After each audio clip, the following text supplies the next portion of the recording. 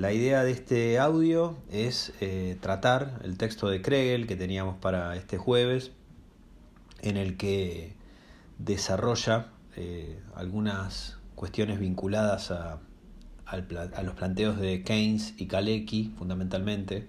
Eso es lo que me interesa que trabajemos a partir de estas claves de lectura. Kregel es un economista post-keynesiano, como habrán visto, rescata la obra de Keynes y algunos aportes que hace para entender el crecimiento económico, y es de los herederos de Keynes, digamos, que aunque obviamente muy posterior, de hecho está vivo todavía Kregel, que se adscribe en la corriente post-keynesiana, digamos, ¿no? Que piensa la cuestión de los desequilibrios, que no son los keynesianos, que serían los keynesianos que están más a la izquierda, digamos, no tanto, o a diferencia, mejor dicho, de los neo-keynesianos, que también se han inspirado en la obra de Keynes, pero se han abocado a estudiar otras cuestiones, no tanto la cuestión del desequilibrio en el capitalismo, sino más bien avanzar en un acercamiento con la teoría neoclásica. Así que bueno, en ese marco, Kregel plantea, asocia en primer lugar la raíz keynesiana que tiene Harrod en sí mismo, en su obra, y también habla de que autores de tradición keynesiana se acercaron a la obra de Kalecki, que en realidad, ahora vamos a ver, es un economista que se inspiró tanto en Keynes como en Marx, un economista polaco. Pero más allá de eso, Kregel plantea un cierto lamento, podríamos decir, de que haya habido pocos economistas que se hayan convencido de la vigencia general que tiene la teoría de Keynes, ¿no? Es decir, para él fue muy profundo el aporte que hizo Keynes al estudio de la economía, porque significó no solamente un cambio en el método para estudiar la economía, sino más bien un cambio en cómo se concibe el sistema económico mismo, es decir, en la naturaleza del objeto de estudio, podríamos decir, en la cosa misma, ¿no? que se aborda a través del método que se use. Entonces, en ese marco, él trata de rescatar ciertos elementos que considera claves, que considera esenciales para entender la obra de Keynes y también de Kalecki después, ¿no? Y que para él pueden ser útiles para entender la trayectoria, la dinámica, digamos, del crecimiento del sistema económico en el largo plazo, ¿no? De hecho, él dice, a Keynes se lo suele asociar para estudiar el corto plazo, para explicar o para entender problemas de política económica de corto plazo, pero luego se lo abandona para entender cuestiones de la economía en el largo plazo, ¿no? De hecho, bueno, está la famosa frase que se usa mucho, a veces vulgarmente, de Keynes, que decía, en el largo plazo estamos todos muertos. Bueno, la idea es que la idea de Kregel es rescatar a un Keynes que se puede pensar también para problematizar cuestiones de la economía en el largo plazo, ¿no? Él busca mostrar eso justamente. Y en ese marco, lo que dice es que hay que revisar toda la obra de Keynes, ¿no? O sea, hay aspectos claves que se entienden revisando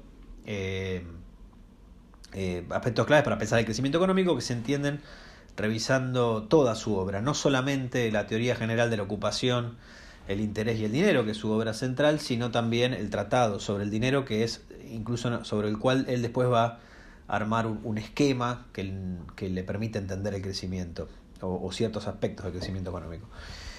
Entonces él dice, la obra de Keynes, más allá de los cambios que hubo a lo largo del tiempo, se puede entender interrelacionada, es decir, se las puede tratar a diferentes obras de manera conjunta y de esa manera potenciar la comprensión de su obra y a la vez de los aportes que Keynes pudo dar a la ciencia económica.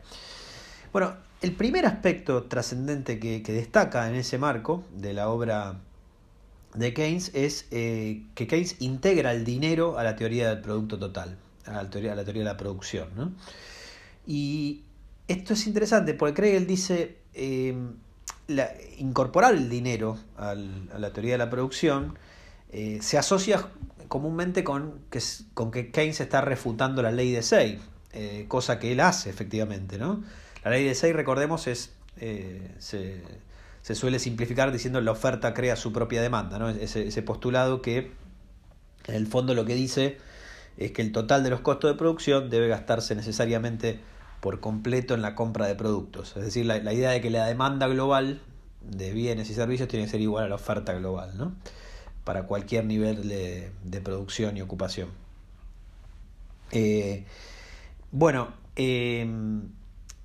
Y bueno, por otro lado, es cierto que esta idea no es solamente exclusiva de Say, dice Kregel, ¿no? Es un supuesto que han hecho otros autores también, incluso antes. Él menciona a John Stuart Mill, a Marshall, o sea, autores tanto del siglo XIX como del siglo XX. Pero digo, más allá de quién aportó esa primera idea, incorporar el dinero a la teoría del producto total no es solamente refutar la ley de Say, es más que eso, dice Kregel, es mucho más que eso. Porque la inclusión del dinero en la teoría de la producción es también introducir el tiempo histórico. O sea, el dinero, al incorporar el dinero al análisis económico fundamental, digamos, eso tiene efectos claves para entender la dinámica en el tiempo de la economía. Piensen ustedes la teoría del equilibrio general de Walras, dice Kregel, donde todos los mercados se vacían de forma simultánea. No sé si ustedes la han visto en macro o en alguna materia de economía previa, pero en la teoría del equilibrio general de Walras no hay tiempo histórico. ¿Por qué? Porque los precios de una economía se determinan con las interrelaciones en un mismo momento del tiempo. Como decía antes, de forma simultánea, ¿no? En cambio, el planteo que hace Keynes de introducir el dinero y por ende introducir el tiempo histórico obliga, dice Kregel, a los economistas a que consideren las velocidades de ajustes que se dan en las variables económicas ante una determinada política económica, ¿no? Y ahí justamente aparece el tiempo, porque si hay velocidad de ajuste quiere decir que los ajustes pueden no ser automáticos inmediatos, sino que pueden tener rezagos. Entonces ahí ya hay un elemento muy importante, la introducción del dinero y inherente a eso o implicado en esa la idea de introducir no solo el dinero sino también el tiempo histórico. Y la posibilidad, por ende, de hablar de plazos y de distintos tipos de plazos para analizar la economía. Otra dimensión que rescata Kregel del análisis de Keynes es la tensión, el conflicto que hay entre las acciones individuales y las acciones o los resultados agregados de esas acciones, ¿no? Acá se suele hablar por ejemplo, un ejemplo típico es el efecto manada, ¿no? El efecto manada, por ejemplo, al momento en una corrida bancaria, ¿no? Una corrida bancaria que todos quieren sacar los depósitos del banco y la acción individual de cada uno de las personas que quieren hacer eso, si lo queremos hacer todo en el mismo momento del tiempo, eso no puede lograrse. Entonces, el deseo o la acción individual que implica sacar la plata de todos y cada una de esas personas, por el hecho de hacerlos todos a la vez, van en contra de su propio interés. El resultado agregado de eso es que muchos no van a poder, o que casi nadie va a poder sacar el dinero, porque el dinero está prestado, obviamente, ¿no? Los bancos no lo guardan, sino que lo prestan, el dinero de los depósitos. Entonces, ahí hay un conflicto obvio en esa cuestión, pero bueno, Keynes fue el que lo rescata. Y además plantea que existe en la economía, fluye en la economía, información que es imperfecta y en un contexto en el que el futuro es incierto. Esto es muy post-keynesiano, ¿no? La idea de la incertidumbre hacia el futuro y la idea de que para tomar decisiones los individuos no cuentan con toda la información. La información es imperfecta, es incompleta, es difusa. Entonces, precisamente ahí esto se conecta con lo que decíamos antes. El dinero es importante porque además aparece como un enlace, dice Kregel, relativamente seguro entre el presente y el futuro, que precisamente es incierto. Es una reserva de valor, mantenerse en la liquidez en un contexto de incertidumbre hacia el futuro, de información imperfecta. Lo que hace es justamente mantener una cierta seguridad en que se posee un cierto valor, ¿no? O sea, el dinero no es solamente medio de cambio, sino reserva de valor. Y en esa circunstancia o en este esquema de Keynes en el cual el futuro es incierto, es difícil prever lo que va a pasar y la información es incompleta, mantenerse líquidos, mantenerse con dinero, es hacer una reserva de valor de manera precautoria, digamos, ¿no? Entonces, fíjese cómo todas estas cuestiones están vinculadas. La introducción del dinero, la introducción del tiempo histórico, la idea de que el futuro es incierto y que los individuos actúan, los agentes económicos actúan con información imperfecta, con un futuro incierto. Y además el hecho de que, lo que decíamos antes, las acciones de los individuos y de los agentes económicos no necesariamente digamos, van de la mano de los resultados agregados de las acciones de cada uno de todos los individuos de una sociedad, ¿no? En términos económicos. Y en términos sociales podríamos decir que también, ¿no? Pero bueno, más allá de eso, lo importante es esto que se plantea aquí, ¿no? Estos puntos. Ahora, en ese marco, bueno, obviamente, dice Kregel, Keynes rechaza los supuestos neoclásicos de información perfecta y previsión perfecta, ¿no? Eso va de suyo de lo que acabo de decir, o sea, es parte de lo que acabo de decir. Entonces, lo que dice Kregel es que Keynes nos provee de elementos para tener una economía pensada en el largo plazo, pensada en trayectorias de crecimiento, si bien no modelizó crecimientos económicos como Harrod y Domar, como otros autores keynesianos o post-keynesianos como Kaldor y Pacinetti, que lo vamos a ver la semana que viene, como el modelo de Kaldor Pacinetti, quise decir. Bueno, y en ese marco va a haber un modelo que él tome del Tratado sobre el Dinero, que ahora lo vamos a grabar en otro audio.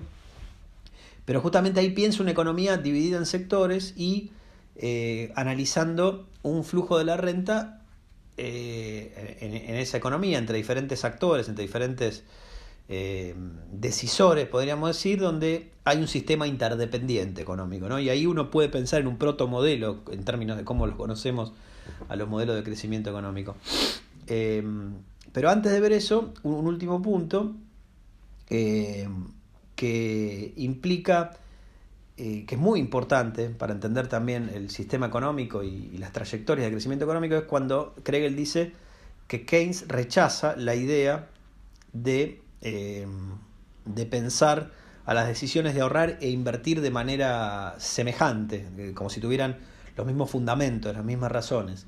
Él, lo que hace Keynes, y esto es clave en su obra, es caracterizar las decisiones de inversión con una naturaleza aparte, con una naturaleza independiente de las decisiones de ahorrar. ¿Por qué? Porque justamente en las decisiones de inversión influye mucho los efectos de la incertidumbre y el hecho de que el futuro sea, justamente incierto, y de que la información, podríamos agregar, no es completa, no es perfecta. Ahí se habla siempre también, otro lugar común de Keynes es pensarlo como los animal spirits, ¿no? Que necesitan los empresarios para invertir, pero digo, más allá de eso, las decisiones de inversión tienen una naturaleza diferente a las decisiones de ahorrar. Entran a jugar otros factores, otros fundamentos. La incertidumbre pesa mucho más. Justamente en la decisión de ahorrar, ante la incertidumbre uno se puede mantener líquido, digamos, como decíamos antes, ¿no? Pero el horizonte inversor es diferente. Entonces, ahí es donde también hay un rechazo de la ley de Say, pero además algo más, ¿no? que eso, que es decir, el hecho de que las decisiones de ahorrar y de invertir deben ser separadas en su comprensión, ¿no? Así que, hasta aquí los primeros rasgos que plantea Kregel. Ahora vamos a pasar en otro audio a analizar cómo ve un esquema de crecimiento económico en el marco del Tratado sobre el Dinero, su obra publicada antes de la teoría general de la ocupación, el interés y el dinero, en el año 1930. Bien, continuamos entonces con el enfoque que Kregel rescata del Tratado sobre el Dinero de Keynes, diciendo que a su juicio es el más útil para estudiar los procesos de crecimiento económico, ¿no? Esta parte puede ser un poco árida de la lectura del texto, pero vamos a tratar de resumir los principales puntos que plantea el modelo de Keynes, que Kregel rescata, como decíamos, ¿no? de esta obra, el Tratado sobre el Dinero. A ver, en este esquema que se plantea, Keynes divide el producto total entre bienes disponibles y bienes no disponibles, ¿no? Habría como como dos ramas en las cuales se puede dividir el producto, entendiéndolo como el flujo de bienes y servicios. Los bienes disponibles son los que pueden consumirse de forma inmediata, los que están aptos para el consumo de manera automática. Los bienes no disponibles son aquellos que justamente no están disponibles para el consumo y que de alguna manera se manifiestan en capital fijo y capital circulante, ¿no? Ahora, el modelo supone, o este planteo supone, una técnica de producción dada, ¿no? Es decir, no hay cambios técnicos, no hay cambios tecnológicos. En ese marco, el nivel de inversión va a determinar la división entre los bienes disponibles y los bienes no disponibles. También determina la proporción del trabajo que se emplea en la producción de bienes disponibles y no disponibles, ¿no? Eso es lo que determina el nivel de inversión en la economía. Ahora, dado el salario monetario, se plantea la demanda agregada de bienes disponibles, la demanda de conjunto, digamos, de los bienes disponibles, es igual al gasto en consumo de los asalariados más el gasto en consumo de los empresarios que consumen a partir de los beneficios que obtienen, ¿no? Y los beneficios que se obtienen en la producción de bienes disponibles es igual a los gastos monetarios en el sector de consumo, en el consumo que realizan tanto los asalariados como los empresarios, menos obviamente los costos monetarios de la producción en el sector de bienes de consumo. Ahora, dado ese salario monetario, el nivel de precios de los bienes de consumo, que iguala a la oferta agregada con la demanda agregada, va a determinar el salario real. Piensen ustedes que el salario real es salario nominal dividido precios. Bueno, si salario monetario nominal está dado, los precios obviamente van a determinar el salario real, o cómo se mueva el denominador va a determinar el número de conjunto, digamos, ¿no? del salario real. Y también el nivel de precios de los bienes de consumo va a determinar el volumen de los beneficios que corresponde al ratio inversión sobre producto, ¿no? Ahora, ¿qué pasa con la distribución del ingreso entre los asalariados y los trabajadores? Bueno, la distribución del ingreso, es decir, el beneficio sobre productos y cómo se divide el producto entre beneficios y salarios, va a depender del porcentaje del producto de los bienes no disponibles sobre el producto total, y también del porcentaje de los salarios y los beneficios que actúan como demanda efectiva de los bienes disponibles, ¿no?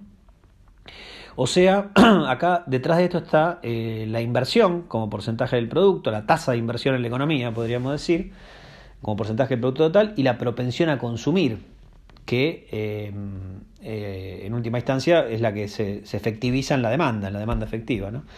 Estas dos variables, la inversión como porcentaje del producto, la tasa de inversión y la propensión a consumir, determinan en última instancia la distribución de la renta entre beneficios y salarios. Ahora, dadas la tasa de inversión y la tasa de inversión en la economía, es decir, de vuelta, la inversión como porcentaje del producto total y la propensión a consumir, esos niveles van a corresponder a niveles de precios y a beneficios netos únicos, plantea el esquema, ¿no?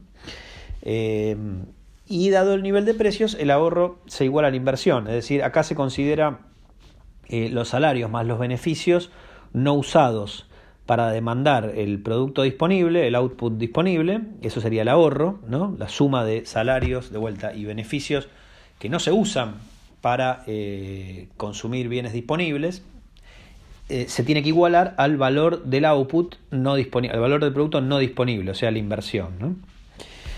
Ahora, en este esquema, hasta acá el planteo. Después uno puede pensar, que es lo que analiza Kregel, cambios en las variables, es decir, cómo se mueve este esquema económico, este sistema económico, dado determinados cambios en las variables. Y lo que piensa, en primer lugar, Kregel es un cambio en la inversión. ¿Qué pasa en este esquema cuando cambia la inversión, cuando aumenta, por ejemplo. Aumenta el volumen de inversión, esto quiere decir que aumenta el volumen de inversión como porcentaje del producto, obviamente, ¿no? Eso implica un aumento de la demanda agregada por el aumento de inversión. Ese aumento de la demanda agregada va a implicar un aumento en los precios, que a su vez se va a traducir en un aumento de los beneficios y en una caída del salario real, porque recordamos que en este modelo, como dijimos antes, el salario monetario se plantea como dado, ¿no? Entonces, fíjense ustedes que un cambio en la inversión se va a traducir en última instancia en un aumento fundamentalmente de los beneficios. Ahora, ¿qué pasa cuando hay modificaciones no en la inversión, no en el nivel de inversión, sino en la propensión a consumir? Por ejemplo, la propensión a consumir, que ustedes deben recordar, se ponía como C chiquita en los modelos de macro que habrán visto en materias previas. La C chiquita, cuando cambia la C chiquita de los empresarios nada más. Vamos a suponer que los empresarios se abocan a consumir más, aumentan su propensión marginal a consumir. Bueno, ¿eso qué va a generar? Un aumento en la demanda agregada, que a su vez se va a traducir en un aumento en los precios, y también esto implica, en última instancia, un aumento en los márgenes de beneficio. Fíjense ustedes que los empresarios, al consumir, al adicionar mayor nivel de consumo a su consumo habitual, al consumir más, digamos, terminan recuperando lo que pierden originalmente al volcar ese dinero al consumo, recibiendo más beneficios en última instancia. Acá es donde aparece en el texto la metáfora del cántaro de la viuda, ¿no? Esta idea bíblica de que una viuda que tenía un cántaro que nunca se vaciaba, que siempre podía sacar de ese cántaro los alimentos o el líquido que quisiera. Entonces, fíjense ustedes que los empresarios gastan, pero después terminan recuperando lo que tienen a través de la obtención de mayores márgenes de beneficio. Entonces, acá, como conclusión de este modelo, lo que plantea Keynes en última instancia es que el aumento del consumo, de la propensión marginal a consumir de los empresarios, o el aumento de la inversión, cuando hay salarios monetarios dados, lo que ocurre en última instancia es un nuevo equilibrio en el sistema económico que implica salarios reales más bajos y una participación más alta de los beneficios empresarios, obviamente en detrimento de los salarios, a expensas de los salarios. O sea, se modifica la distribución de la renta entre trabajadores y empresarios, incluso cuando los empresarios consumen. O sea, eso lo termina favoreciendo de conjunto a los empresarios cuando aumentan su consumo. Los termina beneficiando con relación a los trabajadores que pierden, ¿no? De vuelta, pierden un porcentaje en la participación de la distribución de la renta. Entonces acá hay una relación clave, esencial, digamos, en este esquema económico, entre la tasa de inversión y el producto total y los beneficios. Por supuesto, dada una determinada técnica en la producción y también una propensión marginal a consumir, ¿no? O sea, la inversión adquiere un carácter crucial en este modelo económico, y esto es bien keynesiano, ¿no? Pensar a la inversión como el eje de la dinámica económica. Ahora, pasemos a analizar a Kalecki, porque Kalecki, como dice Kregel, este economista polaco que mencionamos antes, tiene un enfoque similar al de Keynes, pero es un enfoque un poquito más conciso y con una base marxista, y más aplicable, dice Kregel, de forma directa al análisis del crecimiento y el desarrollo económico, ¿no? En Keynes, como decíamos al principio, como decíamos en el audio anterior, daba la impresión de que no aportaba tanto al crecimiento. Bueno, Kregel rescata eso, pero a la vez rescata eso en Keynes, pero a la vez reconoce que en el planteo de Kalecki hay como algo más de forma directamente aplicable en su planteo que en lo de Keynes a las discusiones de crecimiento y desarrollo. ¿Qué hace Kalecki? Kalecki utiliza supuestos simplificadores para también explicar la distribución del ingreso al interior del sistema capitalista, ¿no? Y lo que supone es que hay trabajadores que obviamente no poseen propiedad, dice, bueno, obviamente no poseen propiedad y no ahorran, es decir, gastan por completo sus salarios. El resto de los supuestos es que hay una economía cerrada, con un Estado que obviamente tiene gasto público y tiene impuestos recaudatorios, pero son insignificantes. Lo que hace Kalecki es dividir el producto total entre beneficios brutos y sueldos y salarios, y la renta bruta entre inversión bruta, consumo de los capitalistas y consumo de los trabajadores, ¿no? Entonces, el producto total tiene que ser igual a la renta bruta. Los beneficios brutos más los sueldos y salarios tienen que ser iguales a la renta bruta, es decir, la inversión bruta, el consumo de los capitalistas y el consumo de los trabajadores, ¿no? O sea, fuentes y usos, en última instancia, del producto.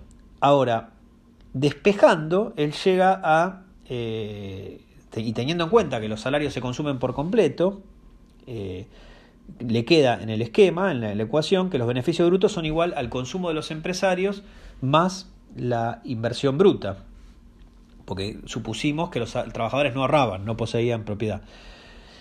Fíjense ustedes que acá el nivel de inversión está afectando a los beneficios. Hay un esquema parecido, semejante al de Keynes, y con salarios monetarios dados se mantiene esa relación inversa que mencionábamos en el esquema de Keynes entre los beneficios y los salarios reales, ¿no? O sea, hasta acá hay algo muy semejante. Ahora, cuando uno considera este esquema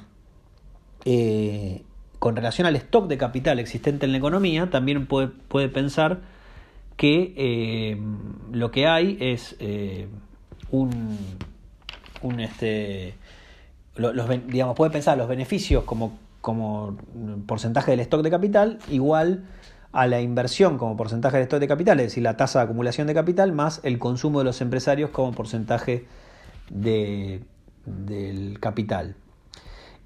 Puede pensarse también un caso extremo cuando los capitalistas no consumen, o sea, invierten todo, vuelcan todo su ingreso a la inversión, ¿no? En ese caso quedaría que los beneficios como porcentaje del capital, del stock de capital, son iguales a la inversión como porcentaje del stock de capital. O sea, la tasa de beneficios es igual a la tasa de acumulación del capital, en este caso. Ahora, lo que se pregunta Kalecki es, que es lo fundamental en esto, digo, más allá de las ecuaciones, es qué lado de la igualdad determina el otro, en la ecuación original, ¿no? O sea, los beneficios determinan al nivel de inversión y de consumo, o al revés, la inversión y el consumo determinan el nivel de beneficios. Bueno, Kalecki sostiene que para responder esta pregunta, que es clave para entender la dinámica del sistema económico, hay que ver cuál de estos aspectos está sujeto a la decisión de los capitalistas, ¿no? Y Kalecki dice, bueno, los empresarios pueden decidir cuánto consumen y cuánto invierten entre un periodo y otro, ¿no? A lo largo del tiempo.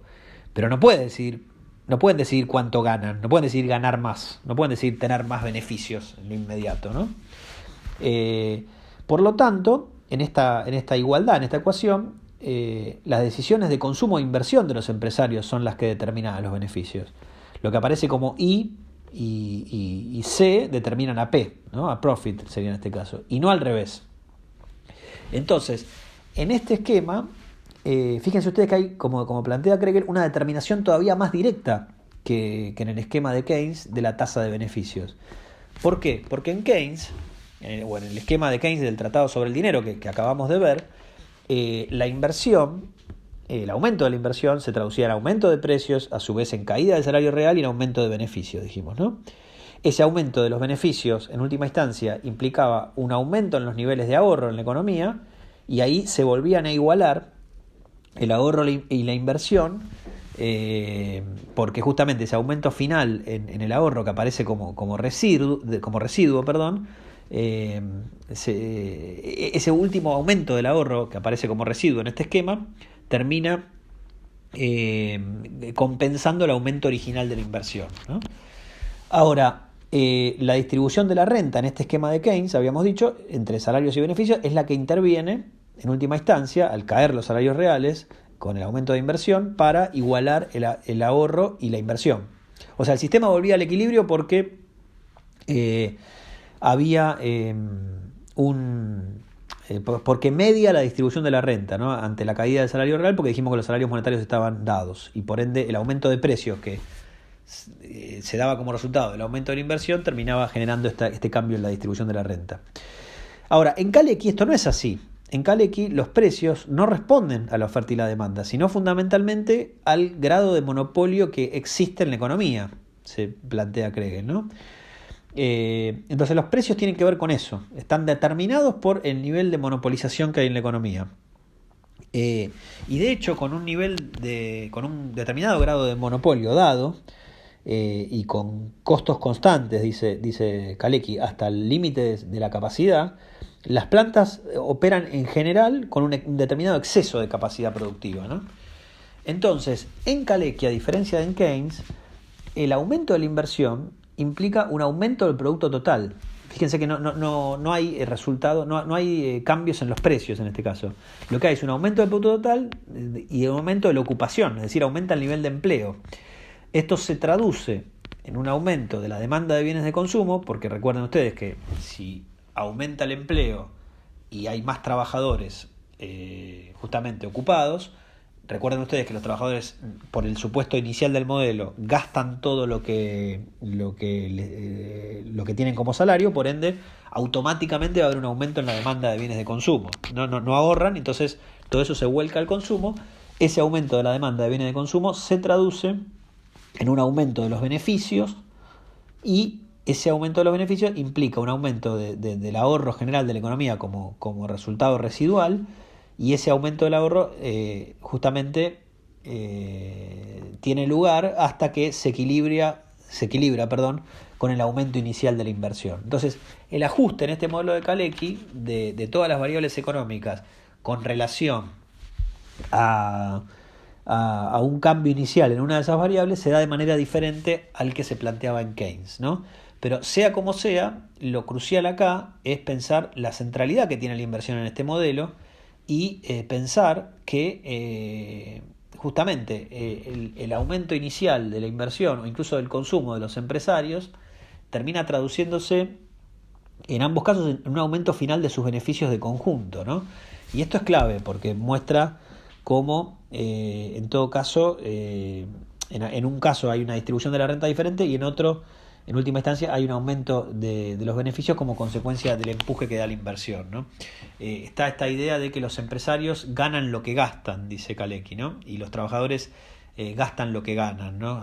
Este juego de palabras que justamente intenta mostrar que en un caso no hay capacidad de ahorro, en el caso de los trabajadores, y en el otro el aumento del gasto inicial se termina compensando con un aumento de los beneficios posteriores, es decir, eso ocurre del lado de los empresarios.